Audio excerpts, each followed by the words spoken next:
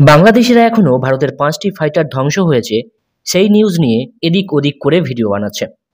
আজকে সমস্ত পাকিস্তান জুড়ে ভারতীয় মিসাইল তাণ্ডব চালিয়েছে, সেসব নিয়ে তারা একদম চুপ। গতকাল ভুল নিউজ ছড়াতে গিয়ে অনেক কষ্ট করে ফেলেছে, তাই আজকে তারা বিশ্রাম করছে। যাই হোক, গতকাল আমরা অ্যাক্টিভ ছিলাম, ভগবানের কৃপায় আজকেও আমরা অ্যাক্টিভ আছি। আগের ভিডিওতে আমি আপনাদেরকে কিছু আপডেট দিয়েছি ড্রোন হামলার।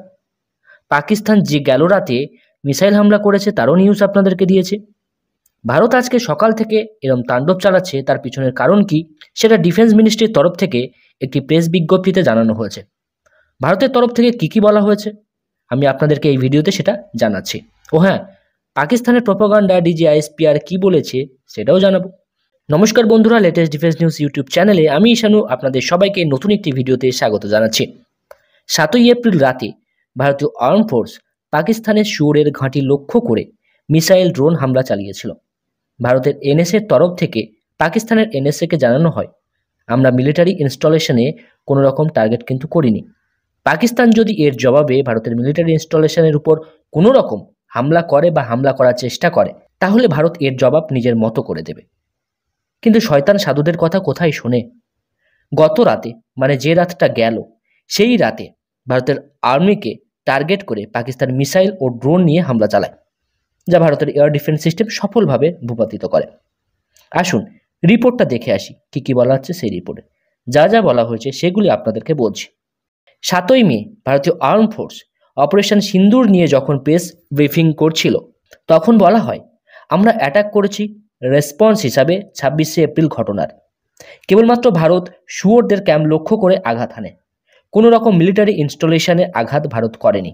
যদি পাকিস্তান এর জবাব হিসাবে ভারতের মিলিটারি ইনস্টলেশনকে টার্গেট করে, তাহলে ভারত সুন্দরভাবে এর জবাব দেবে। 7ই আর 8ই মে রাতে, 7 আর 8 বলা হয় ওটাকে, পাকিস্তান ভারতের মিলিটারি টার্গেটকে এঙ্গেজ করবার চেষ্টা করে ভারতের নর্থার্ন এবং ওয়েস্টার্ন মিলিটারি ইনস্টলেশনে, যার মধ্যে অবন্তিপুরা, শ্রীনগর, জম্মু, পাঠানকোট, অমৃতসর, কাপুরথালা, জালন্ধর, লুধিয়ানা, আদমপুর, ভাটিন্ডা, চণ্ডীগড়, নাল, পালন্দি, উতারলাই এবং ভুজ পড়ে।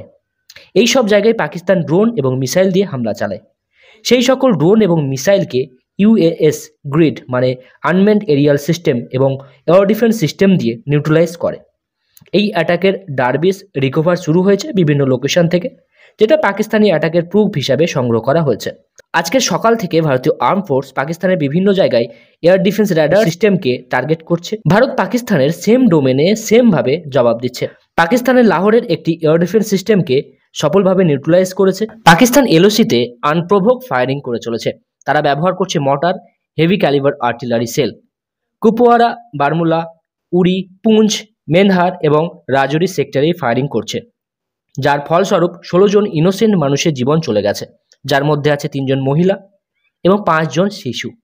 এর জবাবে ভারতীয় আর্মি ওদের ভাষাতেই ওদেরকে জবাব দিচ্ছে। এই হলো মিনিস্ট্রি অফ ডিফেন্সের রিপোর্ট। আরও রিপোর্ট আসবে আস্তে আস্তে। পাকিস্তানের তরফ থেকে কি বলা হচ্ছে সেটাও জানি। পাকিস্তান বলছে ভারত ড্রোন হামলা চালিয়েছে। পাকিস্তান ভারতের সব ড্রোন ধ্বংস করেছে, কেবলমাত্র একটা বাদ, একটিকে তারা ডিস্ট্রয় করতে পারেনি। পাকিস্তান যে কতটা মিথ্যা বলে তার জলজ্যান্ত উদাহরণ এটা, যে আমার কাছে অনেক ভিডিও ফুটেজ আছে যেখানে ড্রোন সফলভাবে তাদের টার্গেটকে নিউট্রালাইজ করেছে।